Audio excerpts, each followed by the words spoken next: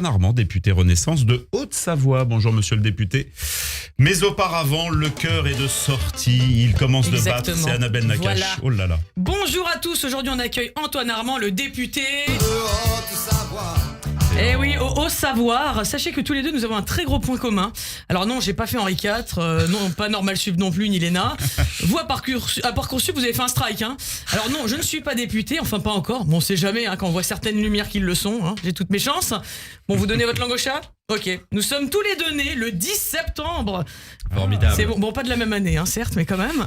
Alors chez vous, l'intelligence et l'activisme font partie du patrimoine génétique, puisque votre arrière-grand-père Louis Armand était académicien et résistant.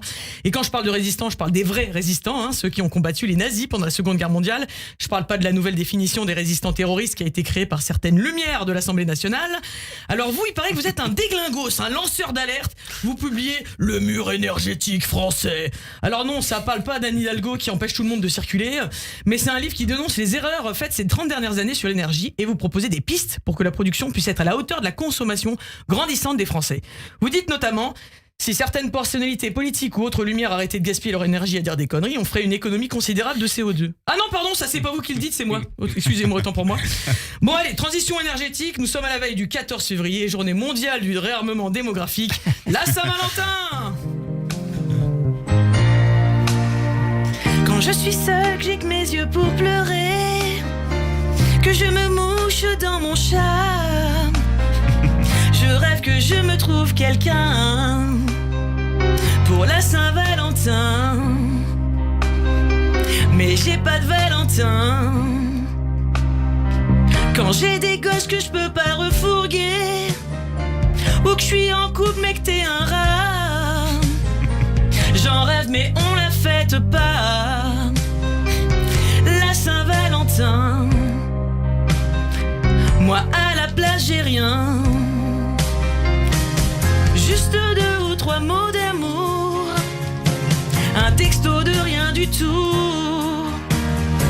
Je te demande pas de cadeau, mon amour, t'es crevard, tu t'en fous. Ah, la Saint-Valentin, la première année tu t'attends à la totale, dino, chandelles, les violons, les fleurs, la lingerie, l'orgasme. Et puis au bout de 5 ans, quand il t'envoie juste un pauvre texto marqué Joyeux Saint-Valentin, smiley, mais t'es contente, c'est le bout du monde.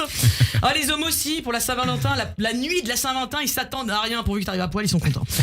Non mais, plus sérieusement, il y a des idées de sorties pas chères pour la Saint-Valentin. Allez au théâtre, moi je connais une comédie vachement sympa, ça s'appelle J'en ai plein le couple, avec une comédienne talentueuse, Annabelle Nakache. Ah pardon, c'est moi, excusez-moi. Ok. Sinon, j'ai entendu parler d'une nouvelle comédie musicale qui est sortie là, Notre drame du parti. Il paraît que c'est passionnant, ça parle de lutte des classes entre les riches, les pauvres et les golfeurs. Et en fait, c'est une histoire d'amour entre l'éleveur de cloches quasi gaucho et la sulfureuse enchanteresse du peuple Esmathilda. Alors elle, son truc, c'est d'enflammer les foules.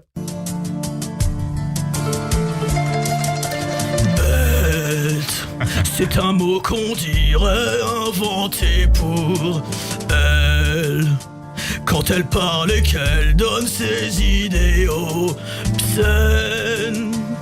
Un scandale qui sort de sa bouche pour provoquer. Alors on sent l'enfer reluire sur l'Assemblée. J'ai fermé mes oreilles pour ne plus entendre cette dame. Chaque parole qui vient d'elle, c'est pour créer du drame. Qu'elle est celui qui arrivera à la faire taire. Celui-là, non, n'existe pas encore sur terre.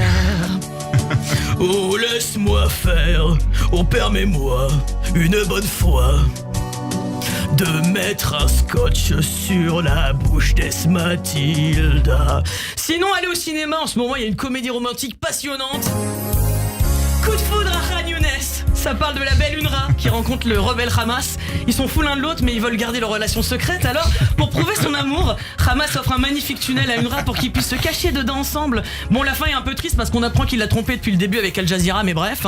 Bon, sinon, en transition historique, la Saint-Valentin, c'est aussi l'anniversaire du 14 février 1349, jour du pogrom de Strasbourg. Les Juifs à cette époque n'ont le droit d'exercer que des métiers de prêteurs d'argent, donc beaucoup de villageois ont des dettes envers eux. Du coup, au lieu de les rembourser, qu'est-ce qu'ils font? Stratégie économique imparable, et ben ils les brûlent vifs dans un géant braquage. croisiez. Hein.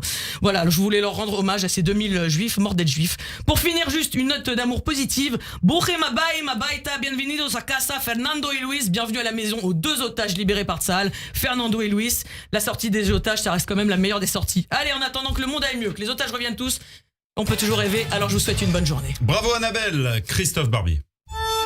Les grands débats